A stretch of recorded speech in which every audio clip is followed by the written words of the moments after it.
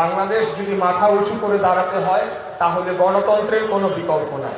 আর গণতন্ত্র প্রতিষ্ঠা যদি করতে হয় তাহলে জনগণের ম্যান্ডেটের বিকল্প নাই। আর জনগণের ম্যান্ডেট যদি অর্জন করতে হয় তাহলে একটা নির্বাচনের কোনো বিকল্প নাই।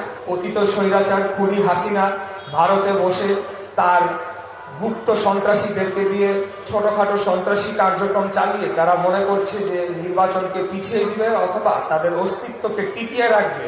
আমি বলতে চাই যে যদিও বলা হয়ে থাকে আওয়ামী লীগের নেতৃত্বে মুক্তিযুদ্ধ হয়েছিল, কিন্তু এই প্রজন্মের একজন নাগরিক হিসেবে বলতে চাই এই বাংলাদেশে আওয়ামী লীগ নামক যে দলটি রয়েছে সেটি নিঃশেষ হয়ে গিয়েছে, যেটি শেষ হয়ে গিয়েছে। আওয়ামী লীগ নামে কোন দল, যেটি আমাদের প্রধান অতিথিও ইতিপূর্বে বলেছে, এই নামে বাংলাদেশে রাজনীতি করার অধিকার রাখে না, আমরা রাখতে দিব না।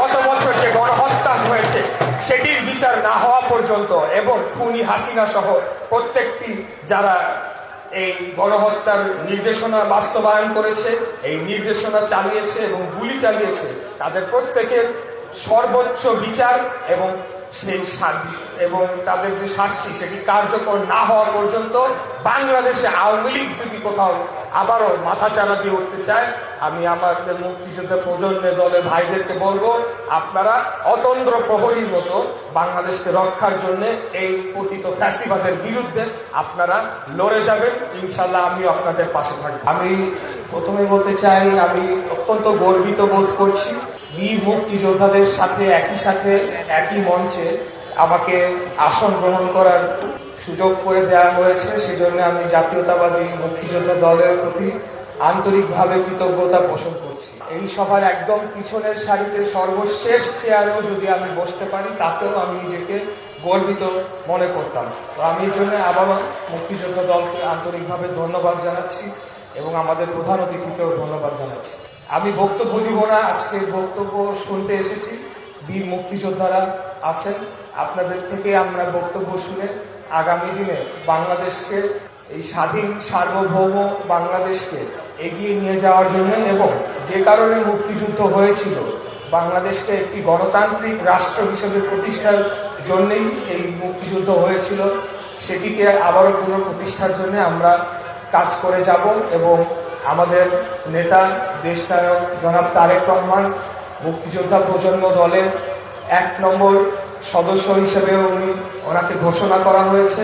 সেটার জন্য আমিও গর্বিত বোধ করছি যে আজকে মুক্তিযোদ্ধা প্রজন্ম দলে আমি যোগদান করতে পারছি। প্রিয় উপস্থিতিবৃন্দ, বেশি কথা বলবো না। আমি যেটা বলেছি যে আমাদের অনেক সিনিয়র মুক্তিযোদ্ধা এবং নেতৃবৃন্দ রয়েছেন, তাদের মুখ থেকে শুনবো। আমি শুধু একটা কথা বলতে চাই যে বিভেদ আমাদেরকে দুর্বল করবে। কোনোভাবে আমাদেরকে আগামী দিনে বাংলাদেশ রাষ্ট্রকে যদি আমরা টিকিয়ে রাখতে চাই, আমাদেরকে নিজেদের মধ্যে থেকেও বিভেদ দূর করতে হবে এবং অন্যান্য যারা রাজনৈতিক শক্তি, রাজনৈতিক দল রয়েছে, বিশেষ করে গত বছরের জুলাই অভ্যুত্থানের যারা গণতান্ত্রিক আন্দোলনের যারা শক্তি ছিল, গণ অভ্যুত্থানের যারা শক্তি ছিল, আমাদের মধ্যে যদি বিভেদ সৃষ্টি হয় তাহলে বাংলাদেশের জন্য সেটা ক্ষতিকর হবে। এই জন্যে যে বহির শত্রু অথবা বহির শক্তি যাদেরকে আমরা চিনি, তারা বাংলাদেশের প্রভাব বিস্তার করে বাংলাদেশকে একটা করদ রাজ্যে পরিণত করবে, যেটি বিগত 17 বছরে আমরা দেখেছি খুনি স্বৈরাচারী ফ্যাসিস্ট হাসিনা এবং তার দোসররা বাংলাদেশকে ভারতের হাতে বিক্রি করে দিয়েছিল, আমাদেরকে ভারতের দাস হিসাবে তারা পরিণত করেছিল। তো আমি আজকে মুক্তিযোদ্ধা প্রজন্ম দলে যোগদান করার মাধ্যমে আমাদের যে সম্মানিত বীর মুক্তিযোদ্ধাদের কাছে প্রতিজ্ঞা করতে চাই যে কোনোদিনও, যতদিন আমরা বেঁচে থাকবো, বাংলাদেশকে আমরা কোনো দেশের দাস হতে আমরা দেব না। আমরা আমাদের লড়াই, আমাদের সংগ্রাম, এটা আমরা চালিয়ে যাব।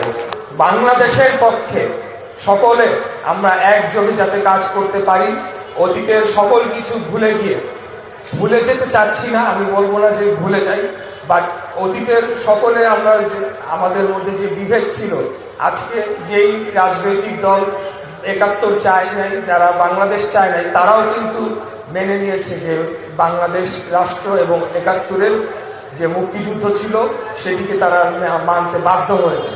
তো আমরা এখান থেকে যদি আরো নিজেদেরকে একতাবদ্ধ করতে পারি, বাংলাদেশের সকল জনগণকে বাংলাদেশের জাতীয় স্বার্থে, বাংলাদেশের নিরাপত্তার স্বার্থে ঐক্যবদ্ধ করতে পারি, তাহলে আমি মনে করি এই দক্ষিণ পূর্ব এশিয়ায় আমাদেরকে কেউ চোখ রাঙাতে পারবে না। আমরা মাথা উঁচু করে দাঁড়িয়ে থাকতে পারবো এবং অবশ্যই যেই বাংলাদেশের স্বপ্ন আমরা দেখেছি, শহীদ রাষ্ট্রপতি জিয়াউর রহমানের বাংলাদেশি জাতীয়তাবাদকে ধারণ করে আমরা এগিয়ে যাব এবং বাংলাদেশকে একটা উন্নত শক্তিশালী রাষ্ট্র হিসেবে গড়ে তুলতে পারবো।